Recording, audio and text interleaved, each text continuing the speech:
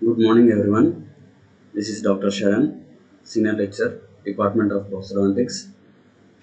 As a part of e-learning session, in the last class, we have discussed introduction to centric chronology of centric different definitions starting from GPT-1 to GPT-8, and muscles involvement during the recording of centric Today's class, we will discuss how centric relation is related to hinge axis, vertical relation, significance of centric relation, methods of recording centric relation, etc.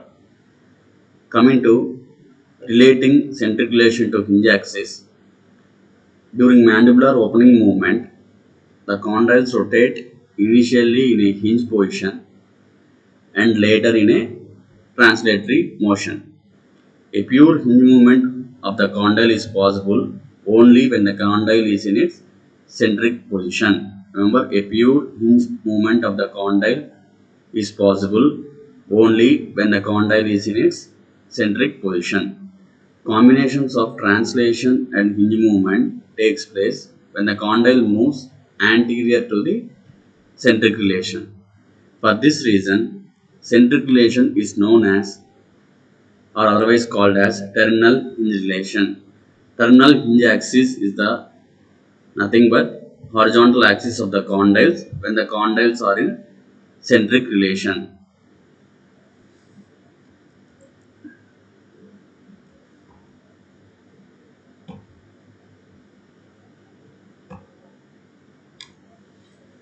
In this picture you can see how terminal hinge axis is located. Now relating centric relation and vertical jaw relation. We already discussed vertical jaw relations. So there is a change in horizontal relation of the mandible to the maxilla with every change in vertical relation. So if your vertical relation is changed, there is all possibilities of changing in your horizontal relation of the mandible to the maxilla.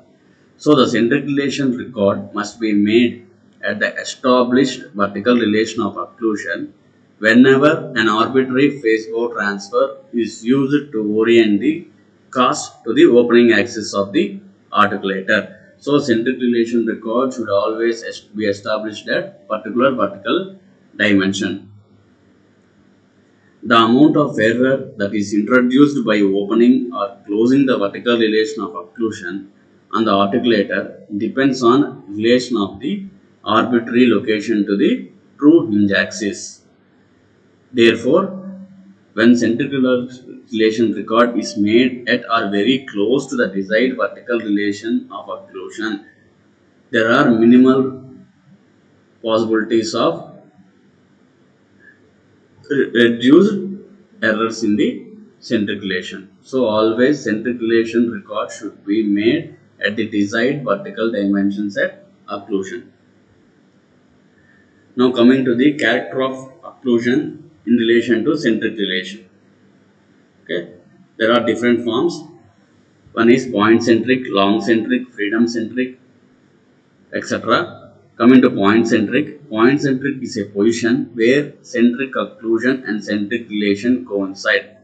In this position, maximum intercuspation can be seen. The term centric relation occlusion is more recommended than point centric. Coming to long centric, this refers to the freedom to close the mandible either into centric relation or slightly anterior to it, centric occlusion with a smooth gliding without affecting the vertical dimension of occlusion. Here, the centric relation will be slightly anterior to the centric occlusion with a smooth gliding, but vertical dimension of occlusion is not at all established. Whereas in point centric, both centric relation and centric occlusion both will coincide and there will be maximum intercuspation. So Ramsford called it as a freedom centric or playing centric, whereas Veyron prefers the term area centric. Long centric is really just a short protrusive or according to Frank Selanger.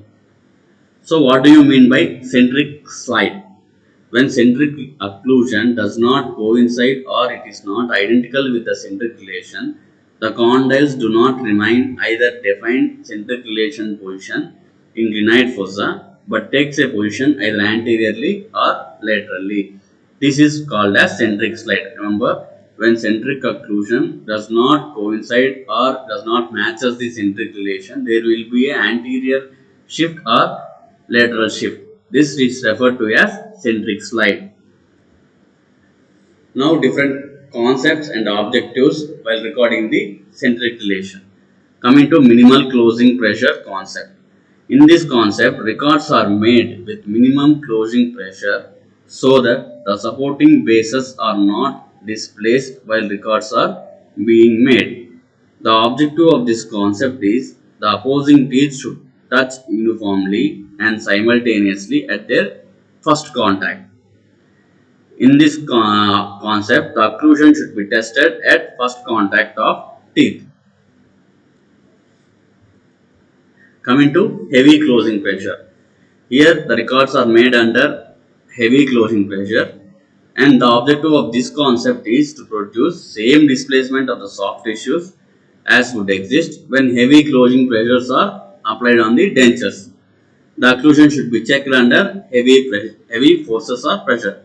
The technique based on minimum closing pressure seems to produce the best results for most of the patients. So, it is always better to record the centric relation using minimal closing pressure so that the both bases will get contact.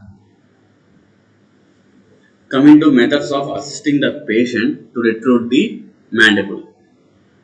How a dentist should instruct the patient to retrieve the mandible into centric relation. First, relax the jaws, pull it back and close slowly and easily on your back teeth. Never ask the patient to bite.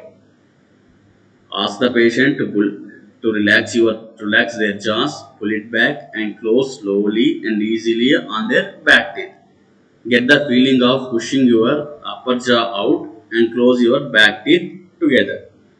Protrude and retrude the mandible repeatedly as the patient holds the fingers slightly against the chin. Then turn the tongue backwards towards the posterior border of the upper denture. This is one form, how to retrude the mandible. We ask the patient to turn the tongue backwards towards the posterior border of its upper denture. Another one is ask the patients to swallow and conclude the act with the blocks in contact. That is repeated say Kutakam. So tap the occlusal rims or back teeth repeat rapidly and repeatedly, tilting the head back while all the exercise is carried out. Assist the patient to retrieve the mandible by placing the index finger on the buccal flanges on the premolar regions with the thumbs under the patient's chin. Remember this point. You should assist the patient whenever you are retrieving the mandible by placing the index fingers on the buccal flanges on the premolar regions with the thumbs under the patient's chin. In the pictures you can see how mandible is retruded, how index fingers are placed on the buccal flanges near the premolar regions, and how thumb is placed under the chin. Other methods are to retrieve the mandibular, chin point guidance, bilateral manipulation method according to Dawson. Hobo in 1985 conducted a study on reproducibility of mandibular centricity and concluded that bilateral manipulation showed that most consistent reproducibility, the minimum amount of condylar displacement by this technique indicated the existence of point symmetry, that is centric relation and centric occlusion coincide.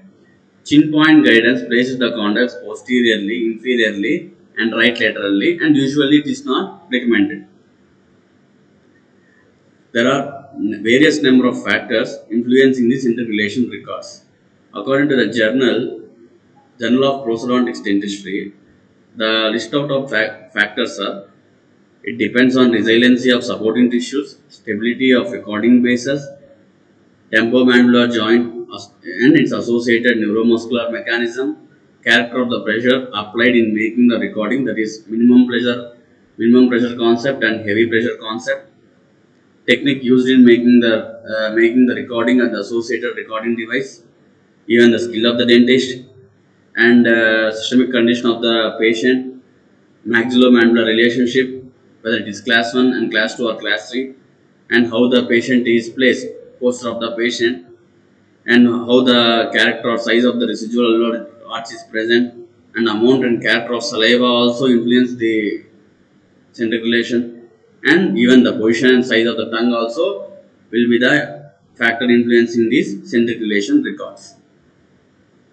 Now coming to methods of recording centriculation, we have discussed various two different concepts, minimum pressure concept and heavy pressure concept. Now coming to methods of recording. This is according to Boucher and according to Hartwell. According to Boucher, there are static methods and functional methods classification, and whereas according to Hartwell, they are classified into graphic methods, functional methods, physiologic or tactile or interocclusal check records.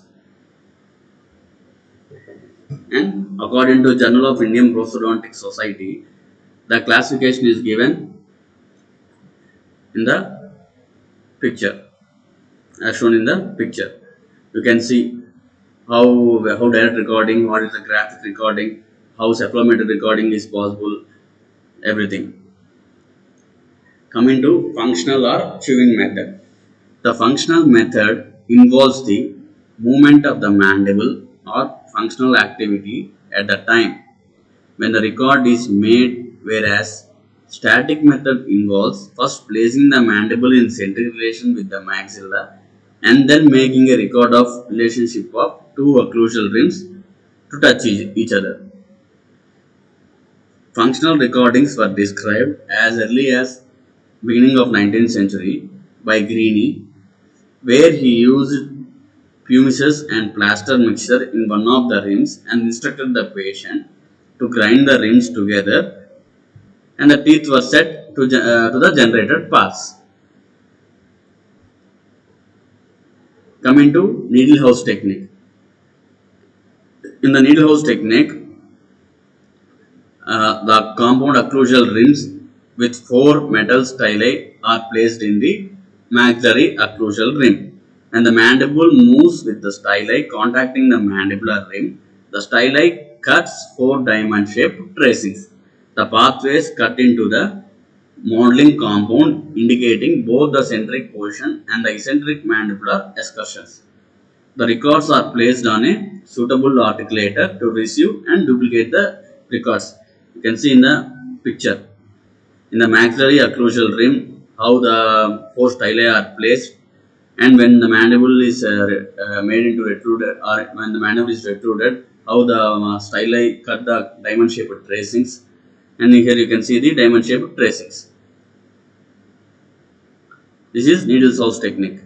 Whereas Patterson method, here wax occlusal rims are used, whereas in the needle house method, compound occlusal rims are placed on the compound occlusal rims are placed. Here a trench is made in the mandibular rim, and a mixture of half plaster and half carborundum or pumice paste is placed in the trench. When the plaster and pumice are reduced to the predetermined height, the patient is asked to retrude the mandible, and the occlusal rims are joined with metal staple pins. When the plaster and pumice are reduced to the predetermined height, that is vertical dimension, the patient is asked to retrude the mandible, and the occlusal rims are joined with the staple pins. Plaster pumice rims tends to rather messy. An alternative is modeling wax mixed with a little carding wax to render it displaceable. The rims are covered with the tin foil to prevent them sticking together while the patient squeezes them into his own individual occlusal curves. This is nothing but Patterson's method. In the pictures you can see how the trench is made in the mandibular occlusal rim, how the mixture of carborundum and dental plaster is loaded into the trench, how the carvings are made. This is the Patterson method. Disadvantages are the displaceable basal tissues the resistance of recording medium, and the lack of control of equalized pressure in the eccentric relation contribute to most of the inaccuracies. Patient should have a good neuromuscular coordination and should be capable of following instructions.